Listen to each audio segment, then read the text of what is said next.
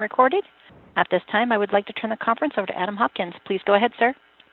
Thank you very much. Good afternoon, everybody. Hope everybody's having a great summer. We look forward to this weekend's events. So without any further ado, I'm going to turn things over to WWE's Executive Vice President of Talent, Live Events, and Creative, Paul Levesque. Thank you, everybody, for being here today, for being a part of this call. Really excited about NXT returning to the Barclays Center in Brooklyn this Saturday night. Hard to believe that it's the fourth time that we are there with an NXT Takeover, and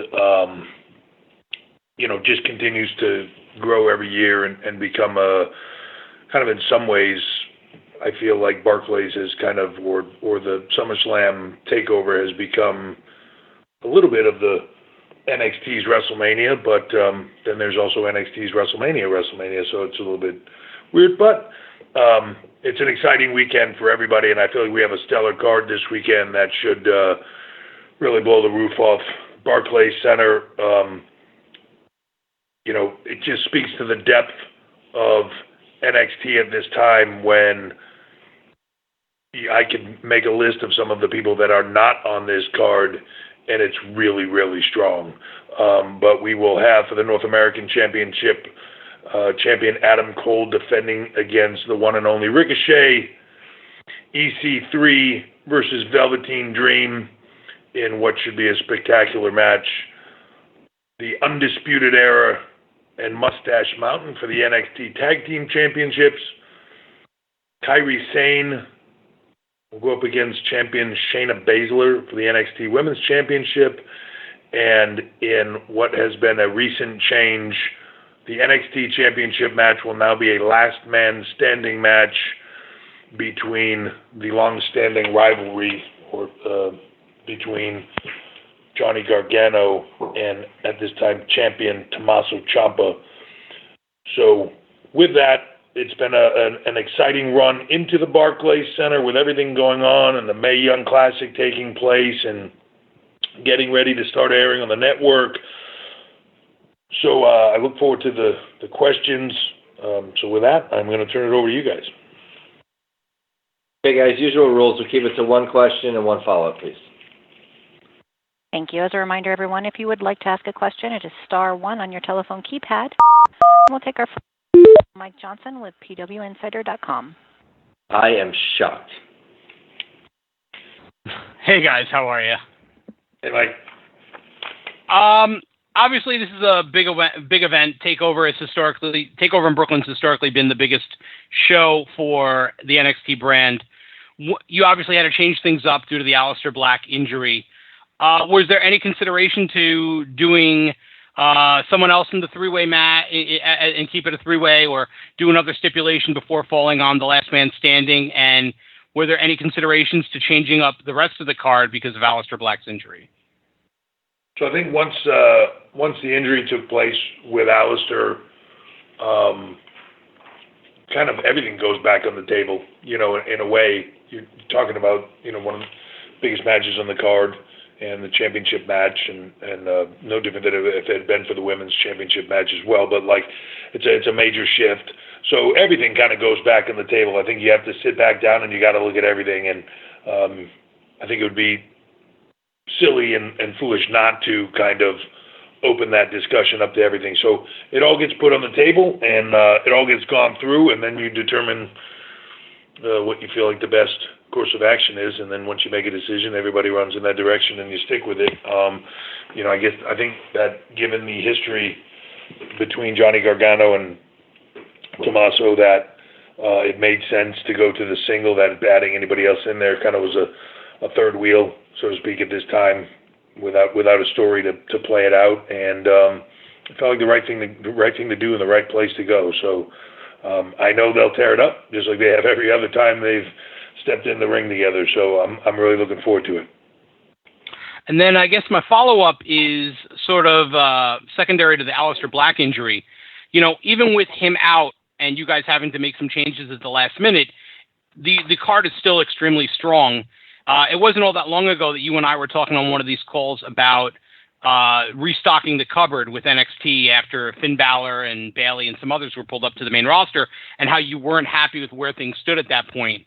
Obviously, it's all subjective and things change day to day, but if they start pulling people out of NXT the day after Takeover following SummerSlam, how confident are you that the cupboard will be fine? And how do you feel overall about the current product and the current range of talent you guys have? It would be hard for me to complain about the current roster and the current depth of talent. I mean, as I said, sort of coming into the beginning of this call, a lot of talented people that aren't on this card that you could make the argument very well should be.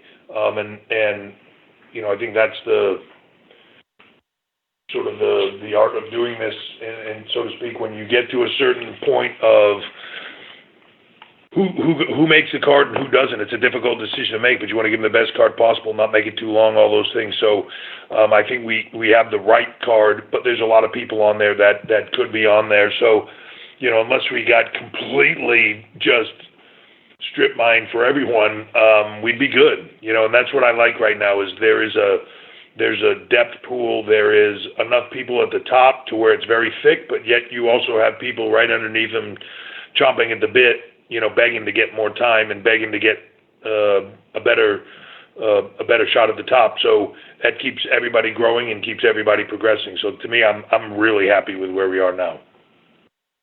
All right. Thank you, Paul, for the time. Thank you, Mike. We'll take our next question from Vicente Diaz with Mundo Deportivo. Hello, Paul from Spain. Thank you very much for the time. Thank you.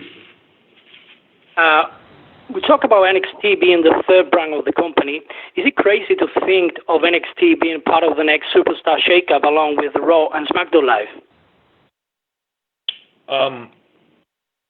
I guess in some way it is, because usually when you do some type of shakeup, somebody gets called up. So I end up losing some NXT talent. Look, I think now when you look back at the roster over the last few years, and then you look at the main roster, I think the number is something like 80% or so of the main roster came out of NXT. So there are a lot of talent in there that wouldn't even be a stretch to come into NXT if they were on the main roster and they came back to NXT. It wouldn't be a big stretch. And I think when you've seen in the last few weeks, every now and then, in an effort to give people surprises and constantly keep things fresh, we've had live events where we've brought the Revival on, and we've had live events where we've brought Tyler Breeze on. Sorry, Bait was stuck in my head there for a second. Tyler Breeze on, and those kind of surprises and shocks, but people love it, and it's like old home days in a way. So I do think that you could see that happen very easily, and I don't think it would be a stretch for people to consider that being a possibility. And finally, is there any particular change? We're talking about NXT, obviously, and the way it is portrayed today and the way it's going to be next year with the Fox TV deal? I'm sorry, you're asking how it will be seen, or? Yeah, if there's going to be any changes, and maybe we see NXT on Fox TV as well. I don't know. Right now we're concentrating on the deals we have and where we'll be next year when SmackDown moves to Fox. But I think it time tells and time will see. I think right now NXT is a very good home on the network. People seem to enjoy it, and but who knows? I would never want to say never, especially around here. Okay, thank you so much. Thank you. We'll take our next question from Brian Fritz with Sporting News. Hey, Brian. The WWE pay-per-views, as we've seen lately, have begun going longer. And some of the NXT shows, while you're not adding a lot more matches, the shows have gotten a little bit longer. Is that something that you think will continue to happen, to where maybe NXT Takeover shows could be, say, 3 hours or more on a regular basis with more matches? Yeah, I'm not necessarily interested in. For me, it's not length of time, and not people paying by the hour or something like that. To me, it's about the right card, the right length, and the right card to tell the right story, and to do it in a way that You give them enough that they're satisfied. You don't give them too much so that they're burnt out. It's a balancing act to me. So at least for NXT, for me, because that decision is mine, it's just really about what works for the card. And I take the card that we have. I don't want to pigeonhole something into the card that doesn't need to be there. I also don't want to give somebody more time than they need to tell the story they need to tell, or less. It's about giving them the right product. So every time will be slightly different, and I think that's why you saw some that were, closer to the 2 hours, some that were closer to the 3 hours, and in between. It's nice. One of the nice things about being on the network, it's nice to have a little bit of that freedom to be able to kind of, hopefully they don't throw us off the air if we go too long. So you mentioned the depth of talent right now at NXT. So what's the process like right now when it comes to the weekly television show and trying to utilize all of the talent that you have there, because there are so many people, but you're working in this finite space of 1 hour each week when it comes to NXT TV? Yeah, that's the challenge sometimes, right? It's trying to it's a good problem to have. So you have too much talent, you got a 1 hour show and you got too much talent. That's a good problem to have. It allows you to split things up and not overexpose talent where you're seeing them every single week doing, a bunch of segments or whatever. Are there times when I would like to get more people into the show and wish the show had a slightly longer format? Sure. But I think it works the way it is, and I'm happy. I would rather have a little bit too much talent and spread them out and make the desire for them be strong than overexpose talent and give them too much of something. Too much of a good thing is still too much. Thanks, man. Appreciate it. Thank you. We'll take our next question from Jason Powell with ProWrestling.net. Hey, Paul. Hey, When it comes to NXT UK, long term, do you see a lot of crossover between regular NXT and UK, or are you going for more of a Raw and SmackDown type of split where there's not a lot of interpromotional matches? So I think if I was to say, more of a split, but understanding this will be, I'm trying to think about how exactly to say this. So there's a split, but there's definitely a little bit of a crisscross. So you could see talent stepping over to the UK and back and forth a bit as it gets more and more structured on its own. The UK does. I would prefer it to kind of stand on its own and be its own thing. And, in my mind, I sort of envision the territory system of, if you look at the blend across any of the markets that we are able to make a sub brand or a regional brand like the UK, if NXT is kind of that oversight brand to where the NXT champion is like your traveling world champion and can move around. So I do see some ability to be flexible and to move other places, but I also think it gives us the ability to be flexible in that a talent can work in NXT or in NXT UK for a period of time, run some great programs, do some great learning, get themselves up to a certain level, and then move to a different place where they can kind of take the things that they learned, take what they learned in that area where they were, who they were working with, the people that they were around, and apply that in a different scenario. And, it's going back to the old days of getting yourself over in different territories, so to speak, and, finding the things that work for you and subtly changing them along the way to make yourself better. That, to me, is what will be great about having it in that manner, that sort of kind of territory system where people can move around. They exist within themselves, but yet there is the ability to move over periods of time through different territories. And a follow-up on UK, a guy who seems like a natural fit for this and is still under contract to the best of my knowledge is Neville. We haven't seen him on TV in a long time. Can you shed any light on what's happening with him these days? Yeah, to be honest, I'm not 100% positive, so I would need to go back and look into that. But you are 100% right. To me, one of the most talented guys in the world. I love the time that he spent with us in NXT. Thought he did an incredible job of building up the cruiserweight division in 205.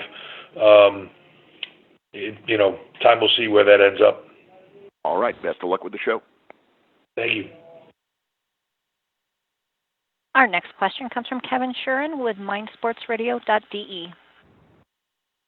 Hey, Paul. In the vein of a question asked earlier, I'm breaking the fourth wall now, coming to you as a fan, if it's okay, rather than a journalist right now. And sure. Well, then, are you gonna report it? Because it's kind of a weird.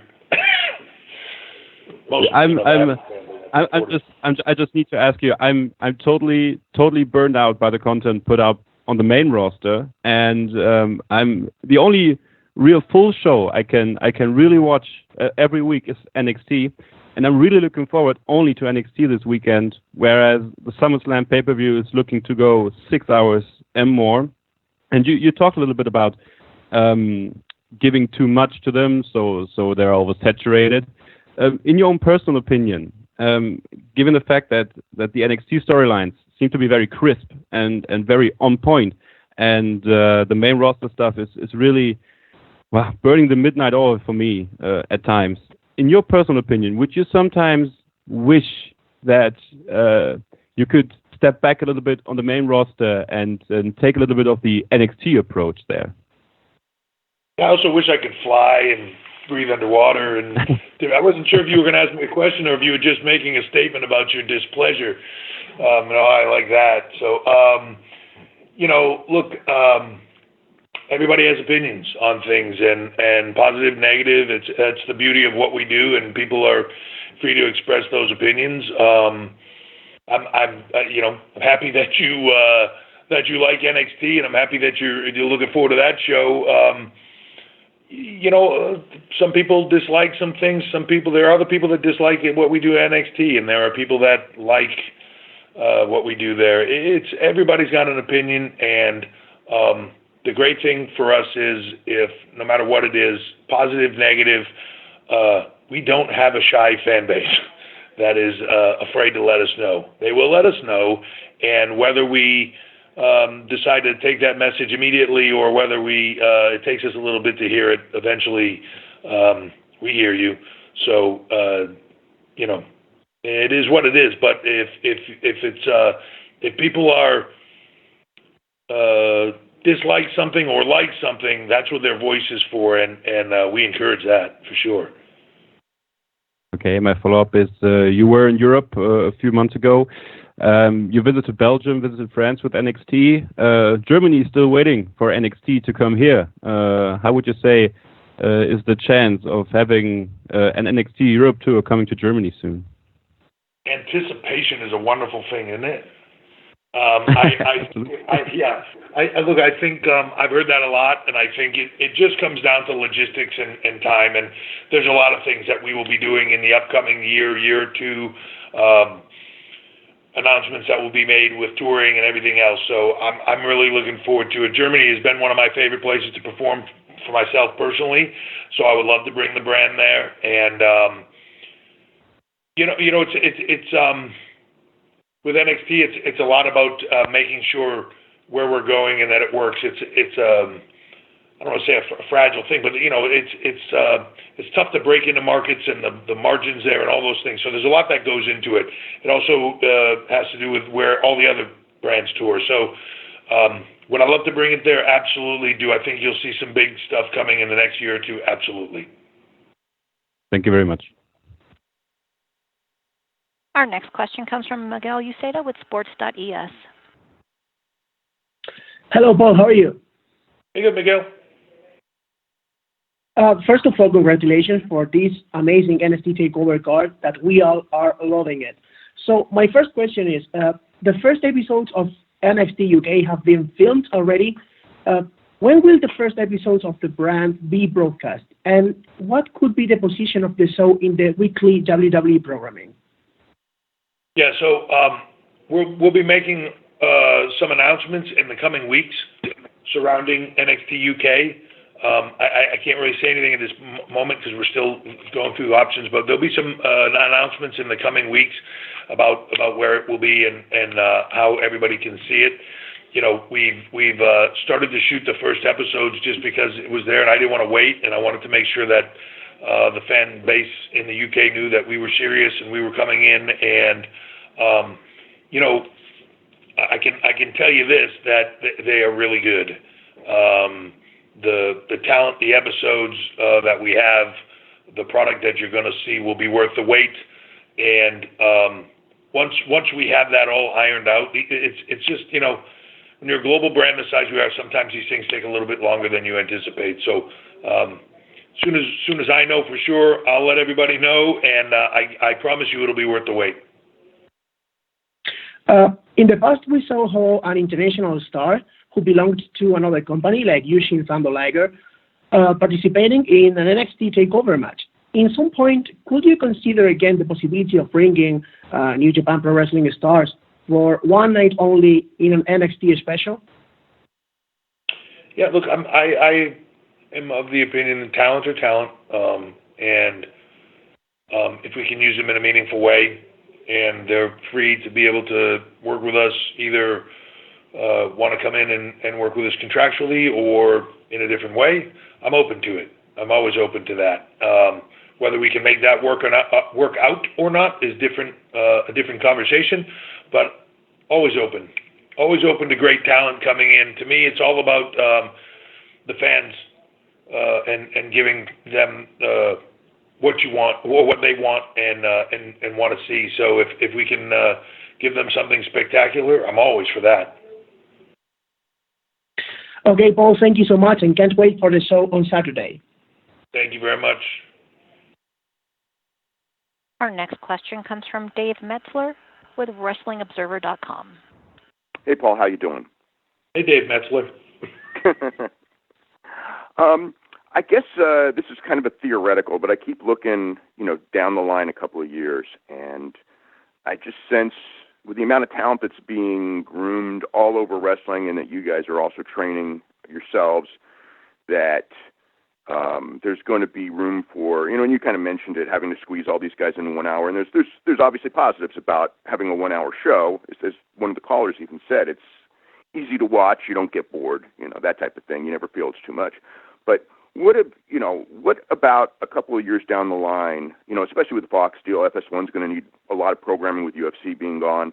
The idea of 2 1 hour shows that you would do weekly, or not like, let's say maybe like you do 4 hours of taping instead of every 4 weeks, do it every other week, do a show for broadcast TV, a show for the WWE Network, that type of situation, because you're going to have so much talent that 2 hours when they're split into 1 hour shows, that's still not overexposing the product, I don't think. Dave, I feel like you're setting me up for a payday off of a nifty idea that I use or something there. No, look, there's a lot of, in that scenario, there's a lot of speculation, right? And even things that I go, yeah, look, I could see that there's a lot of TV channels out there and distribution platforms that I go, well, they all need content, but they should all call me. It really comes down to who wants what, when. I know we say it a lot, but we're open for business and never say never. So, I just kind of always look at it with fresh eyes. The show, or try to anyways, the show is an hour. Great. It's a great length. It's, are there weeks where I wish it was a little longer? Absolutely. Are there weeks where I'm really happy it was 1 hour? Absolutely. I think it just comes on to where the right fit is at the right time. And a lot of that is just kind of going on your guts, right? We have a lot of talent, we have some time, we have the ability to shoot this, and as technology changes, those costs of shooting come down, hopefully, and, you're changing how you do things. So there's a lot of opportunity there. I don't ever want to just look at any of our programming, this is me personally just speaking, and say, well, this is just how we do it. This show is this long, this show is this long, and it sits here. This show is that, it sits here. It should constantly ebb and flow and change a little bit and morph with the times and all those things. So I think as we move forward, once, like as you asked about Fox, once we get into the Fox deal, certainly as we begin to get closer to October of next year, we'll be all beginning to have conversations, and we'll see what those conversations bring up. We'll see where it should be, how long it should be, all those things, but everything is on the table. And I sort of follow up on that. As far as like the production and everything like that, because you're going to be going, instead of on a Monday, Tuesday, which is kind of an easy, I don't want to say easy because nothing's easy, but the Monday, Tuesday schedule, sometimes Sunday for shooting TV every week. And you're going to a Monday, Friday, and NXT might be a Wednesday or a Thursday. Would that, when I'm talking about an idea of shooting every other week as opposed to once a month, does that factor into it as well? That now instead of one trip and a drive on Tuesday to the next town when you're doing TV, you're going to be Monday, fly home, Wednesday, fly home, Friday. It's like, on your own thing when you need to train and work. You know what I mean? Yeah. Thanks for pointing out all the problems we have upcoming, by the way, also. Thank you. Well, they're good problems. This is the logistic nightmare. All the wonderful things, and Vince will say here, they're all wonderful opportunities. And they are, and it's the truth is, we're changing the way the shows come out, right? So there's a Monday, Friday, that changes everything. It really does. It changes trucks, it changes routing, it changes, the 21 trucks that go to TV every week. Where do they go? How do they get to the next place? What is the routing differences of all? It changes everything. So we are in the process right now is, look, once we knew that deal with Fox was a done deal, and here we are. Okay, now we got a lot of planning to do. We're not just sitting around waiting for next October to come. We have a lot of planning to do, and a lot of planning that it's dominoes. You move one piece and all the other pieces shift. So it will, in some ways, fundamentally change a lot of our business. And we have to really deeply look at that. But that's a wonderful opportunity, as we talked about earlier, to say, hey, how do we reinvent ourselves? How do we reinvigorate ourselves? How do we, we've always done this because of the Monday, Tuesday situation or whatever that is, but now we have an opportunity to do something different. There'll be some huge positives to that. There'll be some things that are tough to get past. But it's every now and then you get this opportunity to go, all right, let's just start with a blank canvas and see what we come up with. And that's kind of where we're at, and it's really cool. Just one real quick thing also. Do you have any kind of update as far as time off and the injuries of Tegan Knox and Aleister Black? So I don't necessarily on Aleister. I think it's a little bit of a time thing right now. And then, I think that'll also depend on one injury, two, how do we want to play out the whodunit, so to speak, part of creative storyline. So that'll be a little bit of the equation there.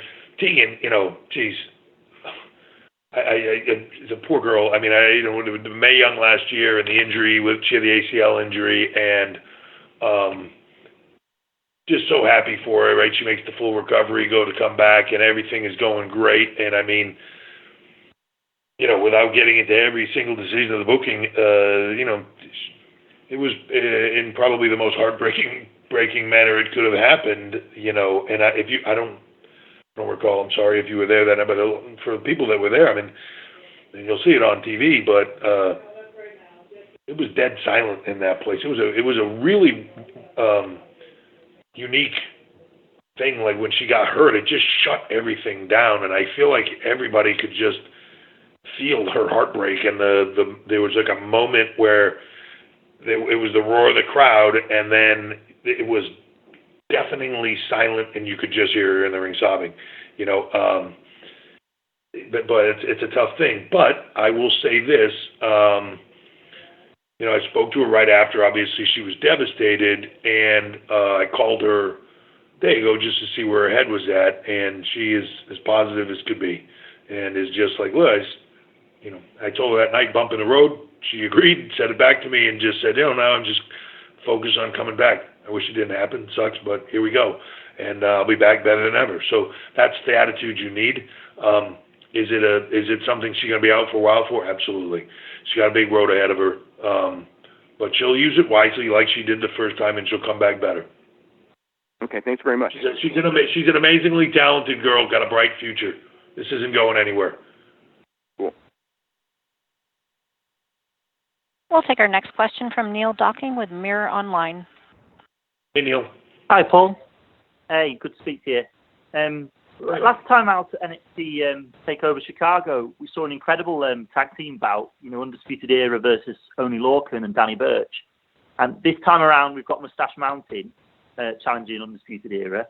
Can you tell us your thoughts on the qualities of Tyler Bate and Trent Seven, and whether their tag team title match can live up to that high standard? I don't know if you saw the other the Mustache Mountain versus Undisputed Era matches they've had.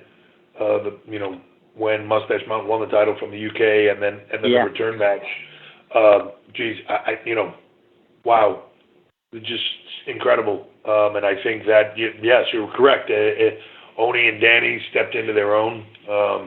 Oney came out of that with an injury and is just about getting ready to come back. But Mustache Mountain clearly stepping into their own, and if this match at TakeOver is anything like those other two, which, knowing all of those talent in the ring, they're not going to be satisfied with it being as good as the ones that they had. They're going to want it to be even better. So I'm expecting a lot out of this one. The difficult thing for me looking at this card, and I feel like sometimes I say this a lot with NXT, but I look at this one and it's really hard for me to go through this and say, what do I think the match of the night's going to be? Because I can go up the list and go, wow, Ricochet, Adam Cole, absolutely, that could be a show stealer. Velveteen Dream, EC3, yep, absolutely, that could be a show stealer. Mustache Mountain, Undisputed Era, I've seen him do it twice, absolutely could be a show stealer.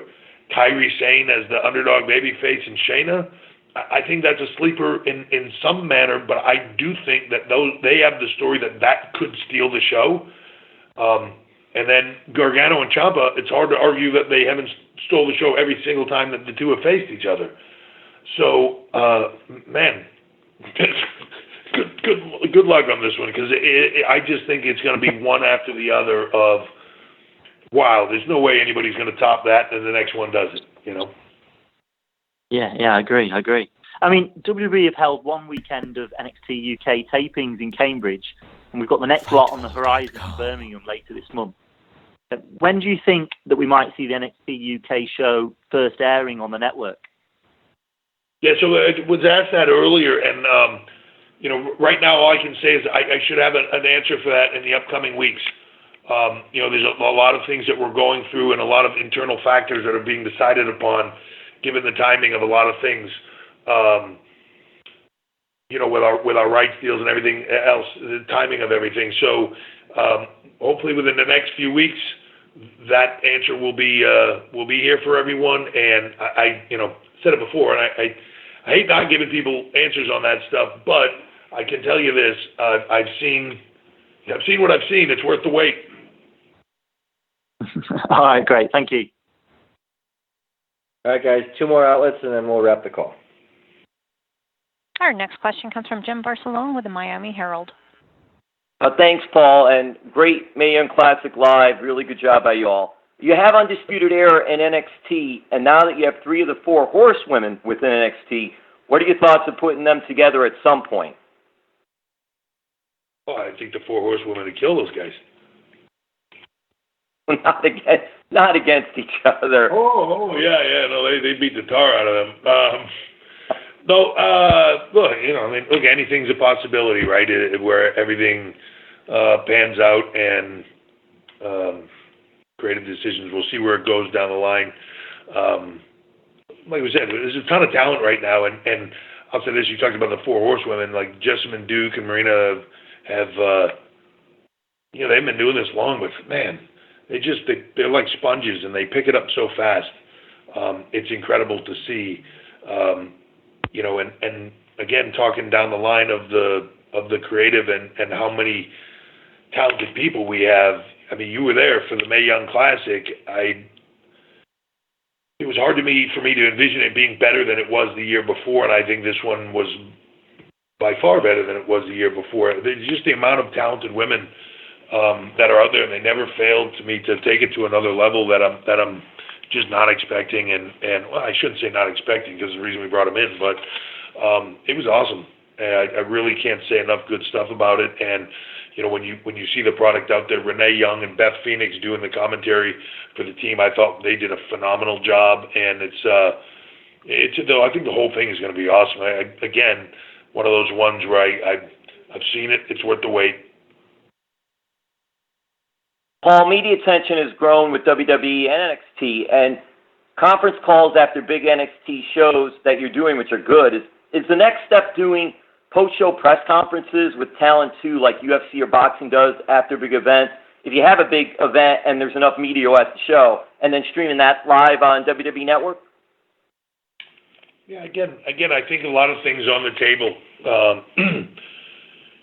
We try stuff, you know, even when we did the first post sort of press conference deal, you know, it's kind of like, hey, let's try this and see if everybody digs it and if it's meaningful. And it was, and everybody liked it, and we went from there. It could potentially be, you know, sometimes it's nice for the talent just to be able to finish what is a very stressful and busy day and to just say they're done, and but also having that access for press and everything else might be meaningful as well. So it's an idea that's on the table, and we'll see where it goes. And then if we do it and we try it and it works, great.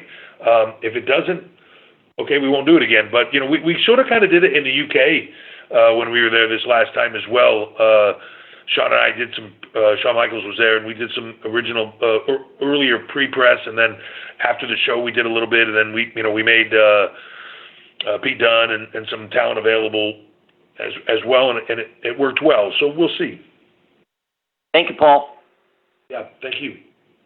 Okay, this will be the last one. We'll take our final question from Christian Bruns with Power Wrestling. Hey, Christian.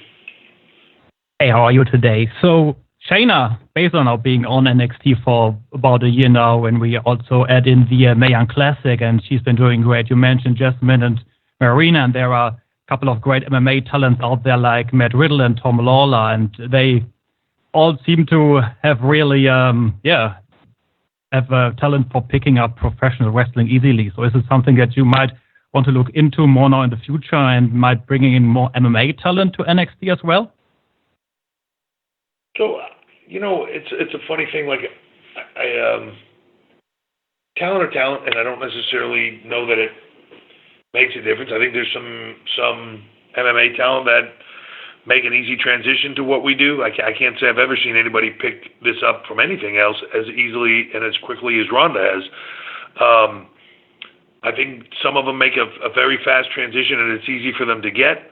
I think others struggle with it, no different than any other sport or athletic endeavor. So, you know, we'll continue doing what we do, and that is looking for the best athletes and entertainers from around the world. Doesn't matter what sport or what athletic event or endeavor they come from. To me, if they show a propensity to this, they have a big personality, and want to perform, then I'd love to give them a shot. So it's looking everywhere. I think you do see a lot more.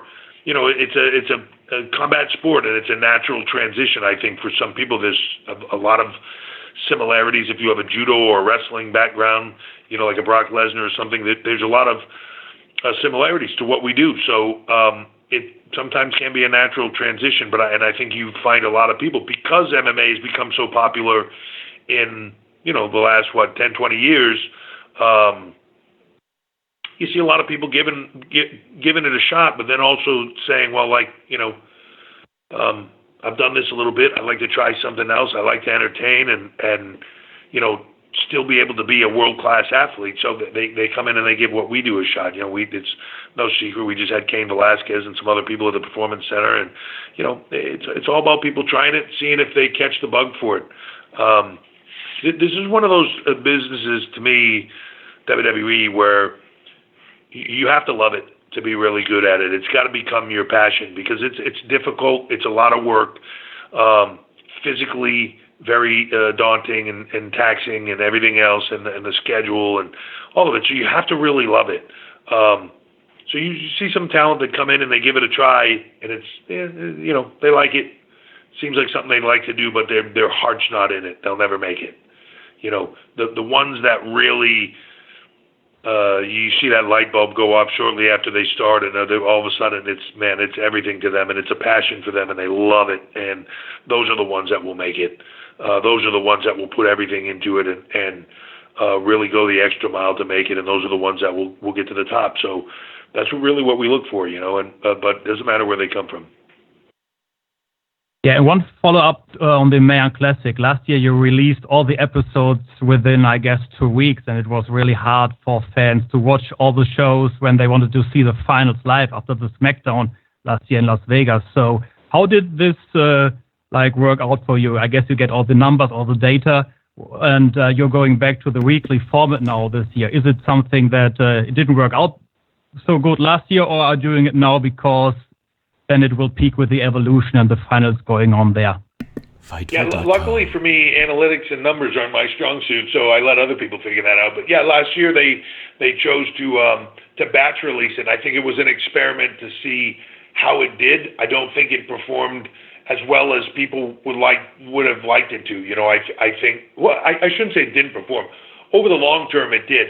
And there's a difference with the network, because when you put something out in its original airing, how many people watch it in that moment, and then how many people consume it within 3 days, how many people consume it within 7 days, and then there's kind of that big long tail of lifetime views, right? People will go back and, I'm sure this year, right before we air this Mae Young Classic, people will go back and watch last year's and kind of try to, oh, right, I remember this, and go through it and try to catch up on last year's to get to this year. So, there's a long tail to those things. So we have a whole team of people that break down those analytics and say, let's do this, let's do that. Here's where this should sit. Here's the best lead into it. Here's how we're going to do it. This year it will, bracketology will start on the Wednesday, August 29th. So on the 29th, right when NXT is over, that bracketology will air, and then it will start weekly after that. And the show will air weekly after NXT. It's a great lead-in. And, but again, it's not who watches it just in that first moment. It's the 3, 7, and then the long tail. So people with the analytics background, much smarter than me when it comes to numbers, make those decisions. And we just try to make the best content we can and put out the best cards and the best product. So where they put it is their call. Perfect. Thanks for your time today, and very much looking forward to Saturday's show and all the great broadcasts coming up over the next couple of weeks. Thank you very much. I appreciate everybody's time here today to talk about this. I always appreciate the interest in these calls and the takeover in general. Appreciate the interest in the UK as we continue to build that brand there for not only the UK fans, but fans around the world, because I really do think the style is slightly different, but I think it doesn't matter where you live, you're going to love that product. And then the Mae Young Classic, which I just, for those who were there, can't speak highly enough of. It's going to be an amazing tournament that will lead to the Evolution pay-per-view on October 28th. First ever WWE Women's Only pay-per-view, which the finals will be there, and that will be spectacular as well. I can't wait. It's a really exciting time of the year for us with everything going on. But thank you all for your participation, and I will see you in Brooklyn. Thanks, everybody. Some quick housekeeping notes. We will be doing another post-show takeover call. For those that are going to be in attendance that we've credentialed, we will grab you from your seats after the show. For those who will be calling in, you can start to call in approximately 10 p.m. Not sure exactly when the call will start, probably between 10:15, 10:30, but you can start to call in around 10. And for those in the arena, we will grab you from your seats and bring you back for the conference call. So we'll do a combination of in-person questions and those on the phone. Thank you, everybody, and we'll talk to you on Saturday night.